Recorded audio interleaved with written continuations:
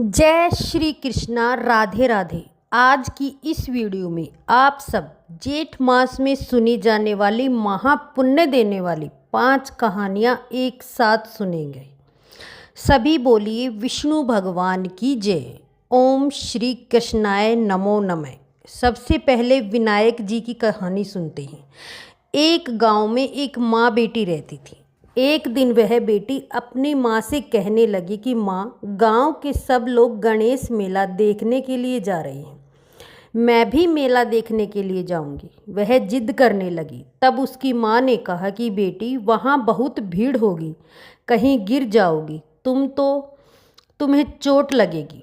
लड़की ने माँ की एक भी बात नहीं सुनी और मेला देखने के लिए वह चल पड़ी। जब उसकी माँ ने यह देखा कि उसकी बेटी उसकी बात नहीं मानने वाली है, तो उस माँ ने अपनी बेटी को 2 लड्डू दिए और एक घंटी में पानी दे दिया। और माँ ने अपनी बेटी से कहा कि बेटी, यह लड्डू तो गणेश जी को खिला देना और थोड़ा सा पानी गणेश जी को पिला देना। दूसरा लड्डू तुम खा लेना और बचा हुआ पानी तुम पी लेना। लड़की अब मेला देखने के लिए चली गई। मेला जब ख़त्म हुआ तो मेला ख़त्म होने पर सभी गांव वाले वापस अपने घर को आ गए, लेकिन लड़की वापस नहीं आई। लड़की मेले में गणेश जी के पास बैठ गई और कहने लगी कि हे गणेश जी, एक लड्डू और पानी तुम्हारे लिए और बचा हुआ एक लड्डू और बचा हुआ बाकी पानी मेरे लिए। और इस प्रकार कहते कहते लड़की वहाँ गणेश जी के पास बैठे मेले में सारी रात बीत गई। अब यह देखकर गणेश जी सोचने लगे कि अगर मैंने एक लड्डू और पानी नहीं पिया तो यह लड़की अपने घर को नहीं जाएगी। और यह बात सोचकर गणेश जी एक लड़के के भेष में उस लड़की के सामने आए और उससे एक लड्डू लेकर खा लिया और थोड़ा सा पानी भी पी लिया। और फिर उस लड़की से कहने लगे कि मांगो, तुम क्या मांगती हो। तब लड़की अपने मन में सोचने लगी कि मैं क्या मांगूं, अन्न मांगूं या धन मांगूं, या फिर अपने लिए अच्छा सा वर मांगूं, या फिर खेत मांगूं या महल मांगूं। वह मन ही मन यह सोच रही थी।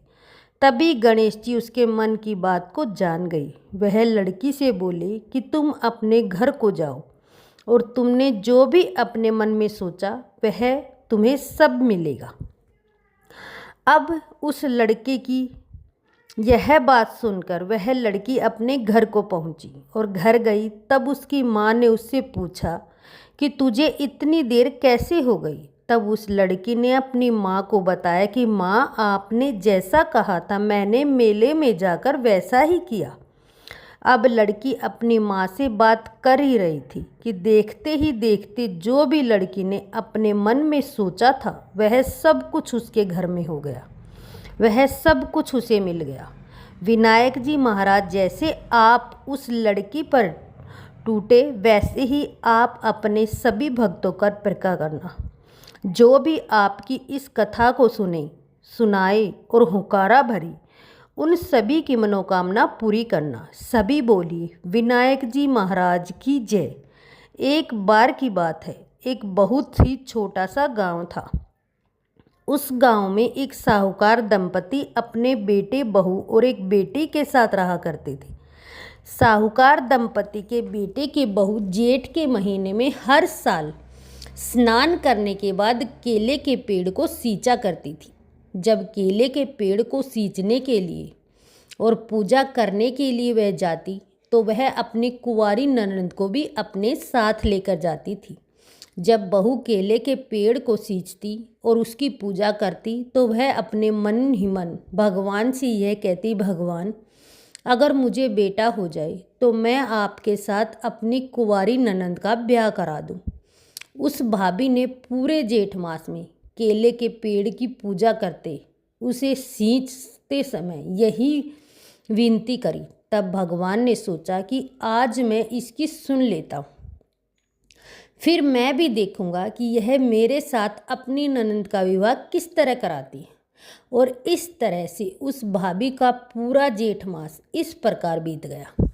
जेठ मास के 3-4 महीने बाद ही अब उस भाभी को गर्भ रह गया और 9 महीने के बाद भाभी को एक बहुत ही सुंदर पुत्र पैदा हुआ। तब वह भाभी अपने वचन भूल गई, लेकिन भगवान नहीं भूले।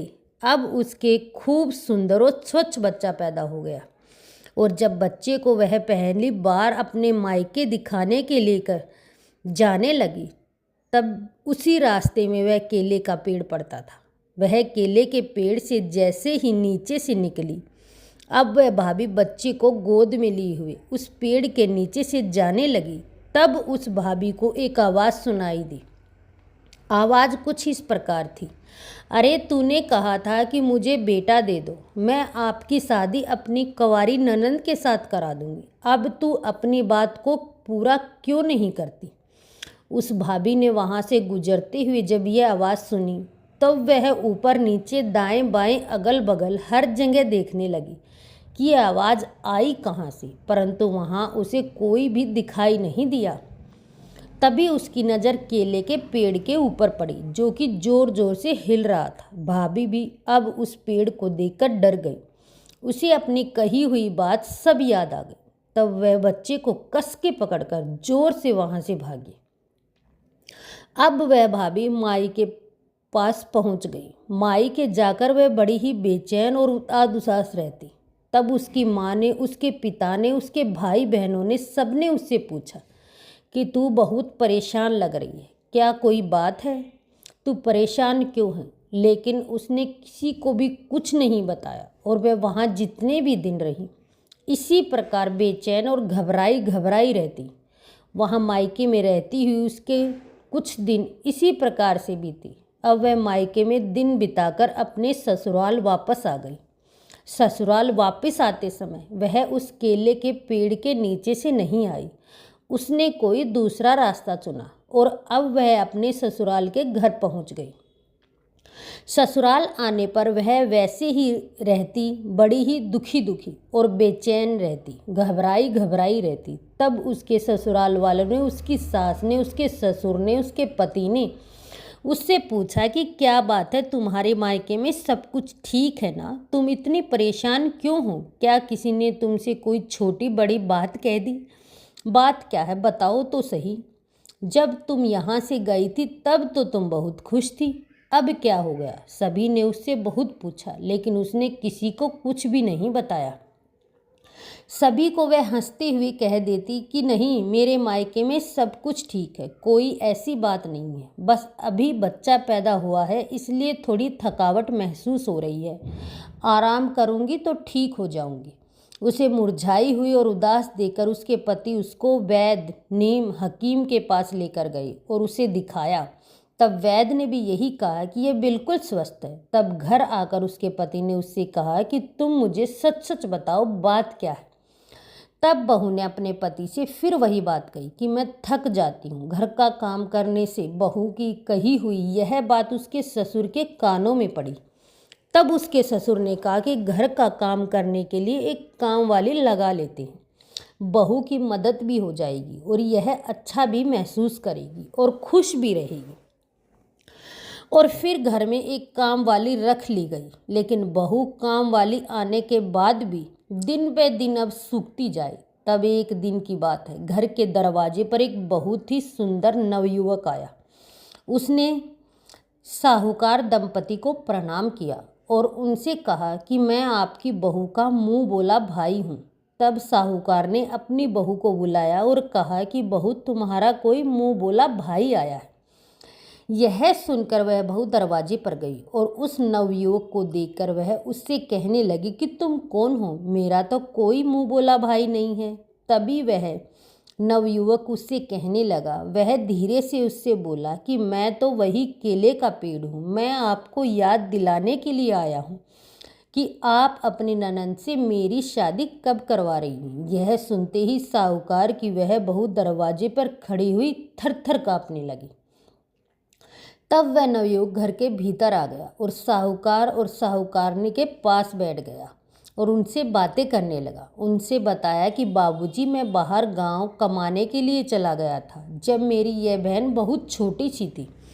अब कुछ दिन पहले ही मैं वापस लौटा हूँ, तो मैंने सोचा कि क्यों ना अपनी मुँह बोली बहन से मिलाऊँ और बस यही सोचकर मैं इससे मिलने के लिए चला आया। उसकी यह बात सुनकर साहूकार दंपति उससे बोले, अरे भाई, आए ही हो तो कुछ दिन हमारे साथ भी रहो। यह सुनकर वह नवयुवक वहीं साहूकार के घर में ठहर गया। वह नवयुवक साहूकार परिवार को बड़ा ही भला लगा। उसने वहां रहते हुए साहूकार परिवार के सभी लोगों का मन जीत लिया। तब साहूकार दंपति ने अपने बहू के मुंह बोले भाई को अपनी लड़की के लिए पसंद कर लिया। जब बहू को इस बात का पता चला तो उसे बहुत ही खुशी हुई और वह अपने मन ही मन सोचने लगी, अगर यह विवाह हो जाए तो मेरी सब परेशानी दूर हो जाएगी, मेरा सारा दुख खत्म हो जाएगा। और यह सोचकर अब वह बढ़ चढ़कर उसके विवाह की तैयारी में जोर शोर से जुट गई। खूब धूमधाम के साथ उस साहूकार की बेटी का विवाह हुआ और वह मुंह बोला भाई अपनी पत्नी को लेकर अब विदा होकर चला गया।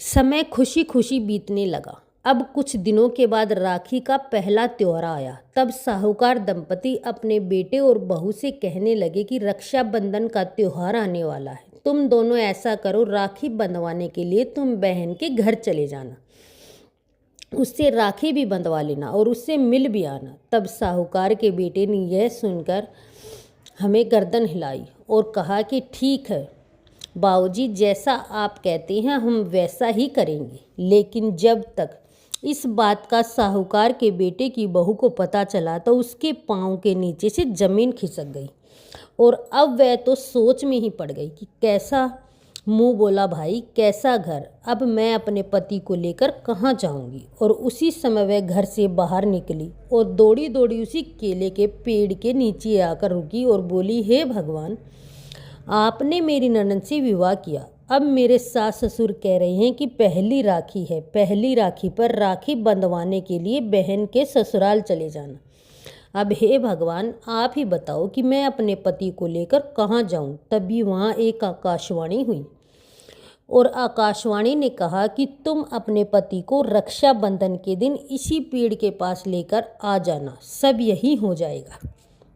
लेकिन तुम सवा पहर के लिए ही यहाँ ठहरना, इससे ज़्यादा देर तक यहाँ मत रुकना, तुम अपने घर वापस चली जाना। सवा पहर होने से पहले ही उस आकाशवाणी को सुनने के बाद उस बहू को बड़ी खुशी हुई और वह प्रसन्न मन से अपने घर चली आई। अब जब रक्षाबंधन का दिन आया तब रक्षाबंधन के दिन वह साहूकार के बेटे की बहू अपने बच्चे और पति को लेकर उसी केले के पेड़ के पास पहुँच गई।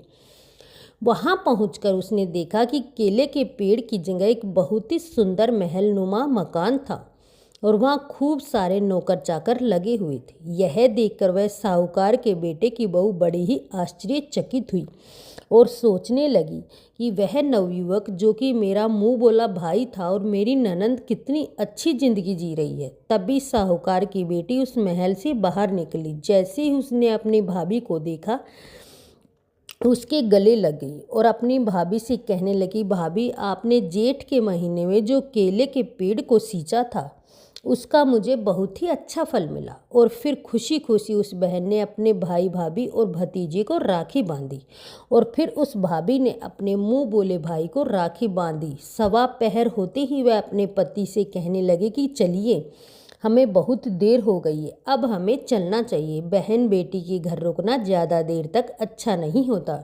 लेकिन उसके पति ने उसकी बात नहीं मानी। वह अभी अपनी बहन के घर और रुकना चाहता था, उसका अभी वापस जाने का कोई मन नहीं था।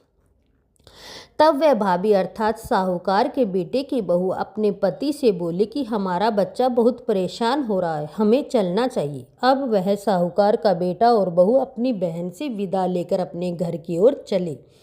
अभी वह महल से निकलकर थोड़ी ही दूर गए थे कि तभी वह साहूकार का बेटा कहने लगा कि मेरी छतरी बहन के घर पर ही रह गई, चलो वापस लेकर आती। तब वह बहू कहने लगी कि नहीं, छतरी ही तो है, फिर किसी दिन ले लेंगे, बार बार जाना अच्छा नहीं, जब दोबारा कभी आएंगे तब उनसे हम अपनी छतरी ले लेंगे। लेकिन वह साहूकार का लड़का नहीं माना और वह वापस चल दिया। जब वह उस स्थान पर पहुंचा तो वहां उसने देखा कि वहां महल नहीं था, वहां उजाड़ जगह पर एकमात्र केले का पेड़ ही था जिस पर उसकी छतरी लटकी हुई थी।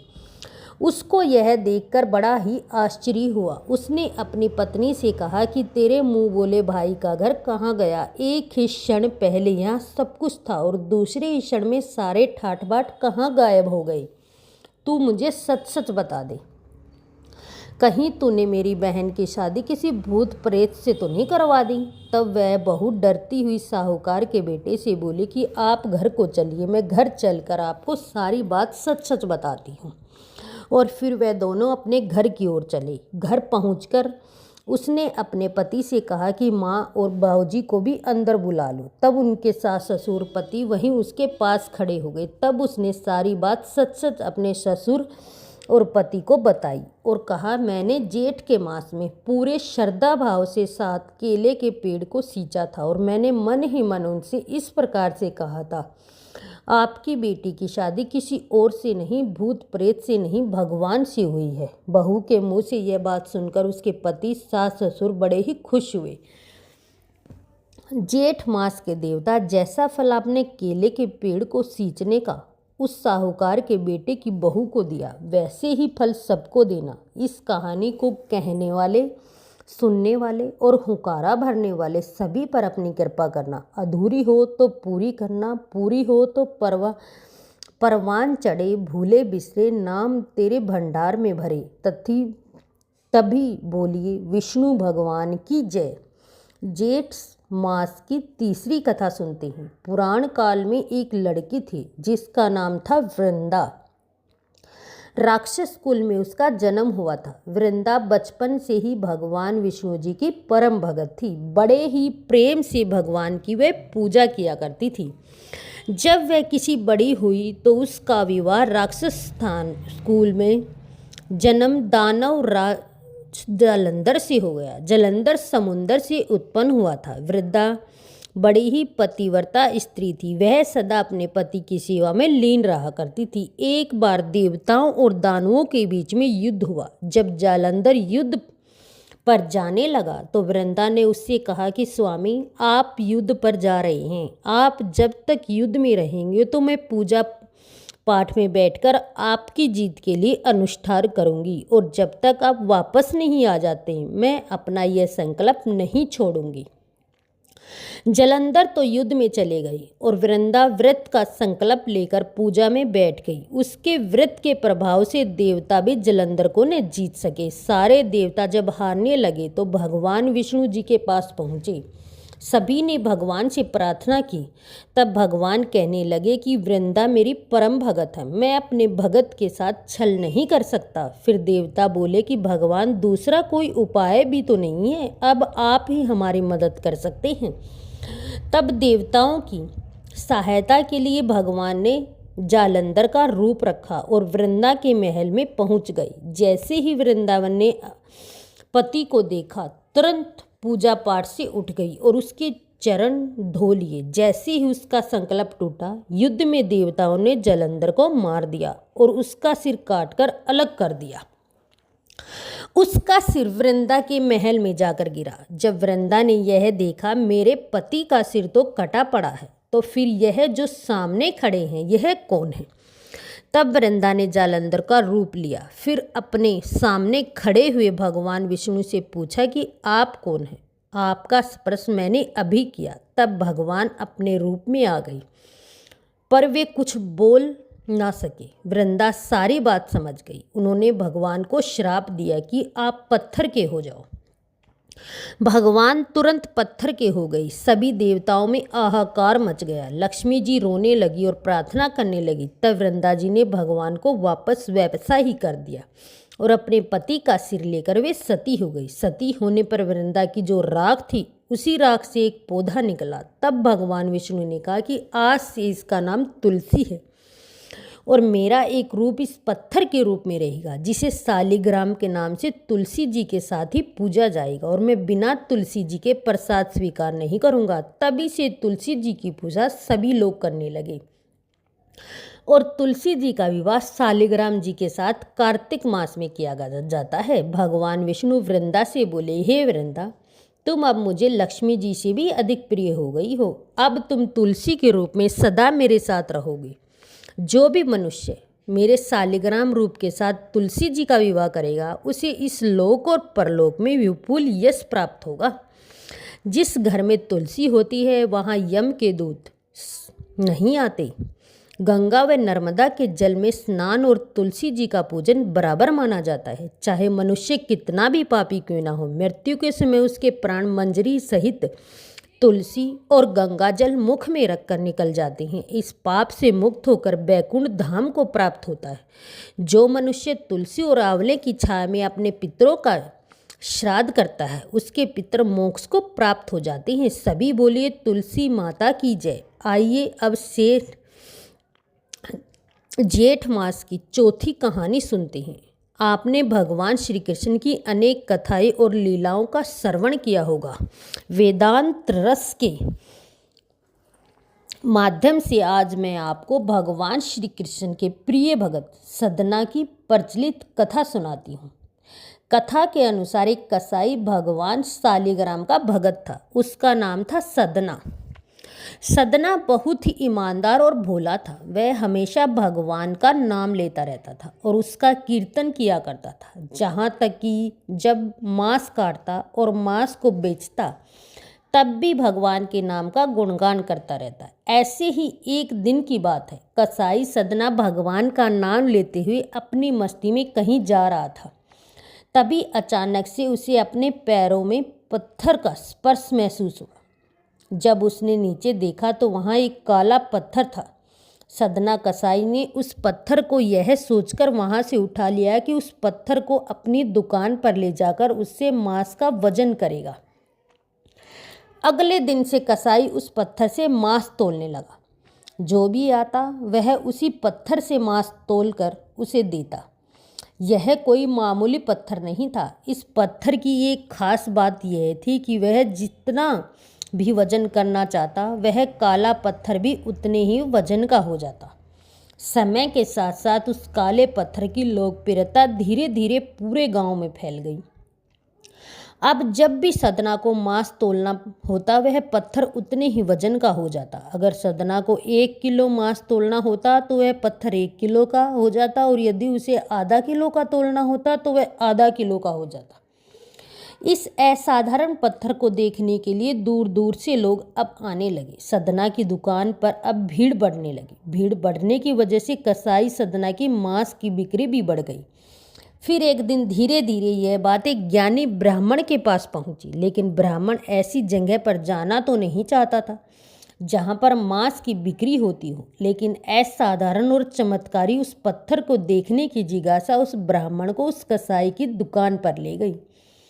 वहां पर पहुंचकर उस ब्राह्मण ने दूर से ही सदना कसाई को मांस तोलते हुए देखा और उसने देखा कि किस प्रकार से वह पत्थर आवश्यकता के अनुसार अपना वजन प्रज्वलित करता है। यह देखकर वह ब्राह्मण एकदम आश्चर्यचकित हुआ। यह देखकर ब्राह्मण सदना कसाई के पास गया तो सदना ब्राह्मण को देखकर बहुत ही आश्चर्यचकित हुआ और साथ ही साथ सदना ब्राह्मण को अपनी दुकान पर देखकर बड़ा ही प्रसन्न भी हुआ। फिर सदना ने ब्राह्मण का नरम भाव से स्वागत किया और ब्राह्मण को बैठने के लिए कहा। फिर सदना ने उस ब्राह्मण से उसके दुकान पर आने का उससे कारण पूछा। तब ब्राह्मण ने उसे बताया कि वह उस काले पत्थर को देखने के लिए आया है। ब्राह्मण ने बताया कि सदना यह कोई मामूली पत्थर नहीं, यह भगवान शालिग्राम जी हैं। और फिर ब्राह्मण सदना पर क्रोधित होते हुए उसे कहते हैं कि सदना, भगवान शालिग्राम जी को मांस के साथ रखना बड़ा ही पाप है। सदना बड़ा ही सरल और भोले स्वभाव का इंसान था। ब्राह्मण की यह बात सुनकर उसको लगा कि वह अनजाने में बहुत बड़ी गलती कर रहा था। अब सदना उस ब्राह्मण से क्षमा मांगते हुए उसे कहता है कि आप तो ब्राह्मण हैं, यह शालिग्राम जी आप अपने साथ लेकर चले जाएं और उसकी पूजा अर्चना करें। यह कहकर सदना ने उस पत्थर को उस ज्ञानी ब्राह्मण को दिया। वह ब्राह्मण शालिग्राम जी को बड़े आदर सम्मान के साथ अपने घर ले आया और वहाँ उस भगवान शालिग्राम जी को स्नान कराया और बड़ी भक्ति भाव के साथ उसकी पूजा पाठ शुरू कर दी। अब ऐसे ही करते कुछ दिन बीत गए। एक ही रात की बात है। उस रात को ब्राह्मण के सौपन में भगवान शालिग्राम जी आए और उन्होंने ब्राह्मण से कहा, मैं तुम्हारी सेवा भाव से बहुत प्रसन्न हूँ, लेकिन तुम मुझे उस कसाई सदना के पास वापस छोड़ाओ। भगवान शालिग्राम जी कहते हैं कि सदना हमेशा मेरे नाम का गुणगान करता रहता है, जो कि मुझे बहुत अच्छा लगता है, और ऐसे भगत के लिए मैं कहीं भी रहने के लिए तैयार हूँ। आज सदना कसाई के भक्ति भाव से प्रसन्न होकर साक्षात भगवान शालिग्राम ने सदना के साथ रहने की इच्छा व्यक्त की। अगली ही सुबह ब्राह्मण भगवान शालिग्राम को अपने साथ लेकर कसाई सदना की दुकान पर गया और उसने सदना को पूरी बात बताई। रात की ओर फिर उस ज्ञानी ब्राह्मण ने भगवान शालिग्राम जी को सदना को सौंप दिया। यह सब सुनकर सदना बहुत प्रसन्न हुआ और मन ही मन यह वचन लेता है कि अब से वह मांस नहीं बेचेगा और अपने अधिक से अधिक समय भगवान का नाम लेने और कीर्तन करने में गुजारेगा। सभी बोलिए श्री शालिग्राम भगवान की जय। अब सुनते हैं जेठ मास की 5वीं कहानी। एक गांव में एक बुढ़िया माई रहती थी। उसके 2 बेटे और 2 बहुएं थी। बुढ़िया माई श्री हरि विष्णु की भगत थी। वह दान पुण्य भी खूब करती थी। उसके जीवन में बस एक ही कमी थी कि वह कभी मंदिर नहीं जाती थी, ना ही किसी सत्संग व तीर्थ यात्रा के लिए कभी गई। वह एक दिन गांव के मंदिर में भागवत कथा का आयोजन हुआ। तब उस बुढ़िया माई के बेटे ने उससे कहा कि माँ, तुम सारा दिन घर में बैठी रहती हो, घर में ही रहकर भगवान को याद करती हो, कभी मंदिर भी जाया करो। गांव के मंदिर में भागवत कथा का आयोजन हो रहा है, जाकर सुनाया करो। तब उसकी माँ ने कहा कि ठीक है, आज जाऊंगी। इसी प्रकार वह बुढ़िया माई अपने बेटे को रोज टाल मटोल कर दिया करती थी। भागवत कथा सुनने के लिए कहती थी कि आज जाऊंगी, लेकिन नहीं जाती थी। इस प्रकार कहती ही आखिरी दिन 7वां दिन आ गया। तब उस बुढ़िया माई का बेटा कहने, माँ, तुम भागवत कथा सुनने के लिए नहीं गई? तब उसकी माँ ने कहा कि बेटा, आज जा रही हूँ, अभी जा रही हूँ। इस तरह कहते कहते उस बुढ़िया माई ने घर से निकलने में ही इतनी देर कर दी कि भागवत कथा की समाप्ति का समय आ गया। घर से निकली तो भगवान बूढ़े ब्राह्मण का वेश धारण करके आए और उस बुढ़िया माई से कहने लगे कि बुढ़िया माई, कहाँ जा रही हो? तब उस बुढ़िया माई उससे बोली कि मैं तो भागवत कथा सुनने के लिए जा रही हूँ। तब ब्राह्मण का वेश धारण किए हुए भगवान उससे बोले, कथा तो समाप्त हो गई, अब वहाँ जाकर तुम क्या करोगी? तब वह बुढ़िया माई बोली कि अब जब घर से निकली हूँ तो वहाँ तो जाकर ही आऊँगी। भगवान उससे फिर बोले, वहाँ जाकर क्या लाएगी? तब बुढ़िया ने कहा, और कुछ नहीं मिला तो वहाँ से एक ईंट ही उठा कर ले आऊँगी। यह सुनकर भगवान बोले कि तुम तो वहाँ से मिट्टी की ईंट ले आओगी, मैं तुम्हें यहीं पर ही सोने की ईंट दे देता हूँ। फिर भगवान ने उस बुढ़िया माई को सोने की ईंट दे दी। सोने की ईंट लेकर बुढ़िया माई वहीं से वापस होकर अपने घर की ओर चल दी। जाते रास्ते में वह सोचने लगी, यदि यह सोने की ईंट घर पर लेकर जाऊंगी तो बेटे वापस आपस में लड़ेंगे। ऐसा करती हुई इस ईंट को घर के बाहर ही गड्ढा खोदकर दबा देती हूँ। और यही सोचकर वह बुढ़िया माई उस ईंट को घर के बाहर आंगन में गड्ढा खोदकर दबा देती है। बुढ़िया माई ने ईंट को तो आंगन में गाड़ दिया, लेकिन अब बुढ़िया माई का ध्यान उसी ईंट पर लगा रहता। खाती पीती और उसी के बाद उसी जगह वहाँ जाकर बैठ जाती जहाँ उसने वह ईंट दबाई थी। अब माँ की यह प्रतिक्रिया देखकर उसके बेटे उससे बोले कि माँ, तुम सारा दिन घर छोड़कर इस स्थान पर आकर क्यों बैठती हो? तब बुढ़िया माई ने उससे कहा कि बस ऐसे ही बैठ जाती हूँ, यहाँ पर आकर आते जाते को देखती रहती हूँ। ऐसे में थोड़ा सा मन भी लग जाता है और मेरा समय भी बीत जाता है। और इस प्रकार थोड़े ही समय के बाद उस बुढ़िया माई मर गई। बुढ़िया माई को लेकर यमराज के दूत धर्मराज के पास लेकर गए। वहाँ पहुंचकर वे विचार करने लगे कि इस बुढ़िया माई को किस योनि में भेजें। सोच विचार करने के बाद बुढ़िया माई के जीव को कुतिया में डाल दिया गया। कुतिया का जन्म लेने के बाद वह उसी जगह पर जाकर बैठ जाती जहाँ की वह सोने की ईंट दबी थी। बेटे बहुओं ने कहा कि पहले तो हमारी माँ यहाँ बैठती थी और अब यह कुतिया बैठ जाती, आखिर यहाँ क्या लगा हुआ है, नहीं तो यह किसी को काट लेगी। और यही सोचते हुए बुढ़िया के छोटे बेटे ने एक डंडा हाथ में लिया और उस कुतिया को दे मारा। डंडे की चोट इतनी अधिक और इतनी गहरी थी कि जिससे कि वह सहन नहीं कर सकी और वह कुतिया मर गई। मरने के बाद यमराज के दूत उसे फिर धर्मराज के पास लेकर गए। इस बार धर्मराज जी ने उसे सर्प की योनि में डाल दिया। सर्प बनकर वह उसी स्थान पर पहुंच गई जहां की वह सोने की ईंट दबी थी। उसी जगह चारों तरफ वह घूमती रहती। अब सांप को देखकर उन दोनों बेटों ने आपस में कहा कि यहाँ पहले तो हमारी माँ बैठती थी, फिर कुतिया बैठती थी, अब यह सांप बैठा रहता है। इसे यहाँ से हमें भगाना होगा, नहीं तो यह हमें भी डस लेगा। एक बेटे ने डंडा उठाया और उस सांप को दे मारा। डंडे की चोट से वह सांप मर गया और मरने के बाद यम के दूत उसे धर्मराज के पास लेकर गई। उसे देखकर धर्मराज के दूत बोले कि महाराज यह तो फिर से आ गई। इस बार धर्मराज जी ने उसे कीड़ी मकोड़े के रूप में वहीं स्थापित कर दिया जहां पर कि वह सोने की ईंट दबी हुई थी। आंगन में कीड़ी मकोड़े होने से बहू बेटे ही परेशान हो गई। अब कीड़ी मकोड़े होने के कारण घर के आंगन में बेटा बहू ना तो अपना खाना बना सकते थे और ना ही वहां बैठकर खा सकते थे। परेशान होकर उन्होंने भगवान से प्रार्थना की कि हे भगवान, यह क्या माजरा है। तब भगवान बूढ़े साधु का वेश धारण करके उसके घर के बाहर दरवाजे पर आकर उसे आवाज़ लगाई कि मैं भूखा हूँ, मुझे भोजन दो। वह बेटे बाहर आए और बोले कि महाराज हम तो खुद भी भूखे हैं, घर में कीड़ी मकोड़े का वास हो गया है, जिसके कारण ना तो भोजन बना पाते हैं और ना ही खा पाते हैं, ना ही सो पाते हैं। महाराज आप ही कोई उपाय बताइए हमें। साधु वेशधारी भगवान उन दोनों बेटों से बोले कि मुझे तुम खुदाली ला कर दो। एक बेटा खुदाल लेकर आया और साधु को दे दी। खुदाल से उस स्थान को खोदा गया जहाँ पर कि वह सोने की ईंट दबी थी। उस साधु विषधारी भगवान ने उस सोने की ईंट को निकाला और उसके 2 टुकड़े किए। दोनों भाइयों को एक एक टुकड़ा दे दिया और फिर उस दोनों बेटों से बोला कि तुम दोनों इस ईंट से अपनी माँ के नाम से धर्म पुण्य किया करो। यह कहकर साधु वहाँ से चले गए। ईंट पाकर दोनों बेटे आपस में झगड़ने लगे। एक ने कहा कि तू कर माँ के नाम का धर्म पुण्य, दूसरे ने कहा कि तू कर माँ के नाम का धर्म पुण्य। और इस प्रकार दोनों बेटों में किसी ने भी अपनी माँ के नाम पर कोई धर्म पुण्य नहीं किया, जिसके कारण कीड़ी और मकोड़े वहीं पर रहे। उसकी वजह से उसका घर में रहना अब दूभर हो गया। ना वे खा पाए ना वे सो पाए। भगवान साधु वेश में इसके घर फिर से आए और भोजन के लिए उन्हें पुकारा। बुढ़िया माई के दोनों बेटे बाहर आए और बोले कि महाराज हमारे घर की हालत तो वैसी की वैसी है।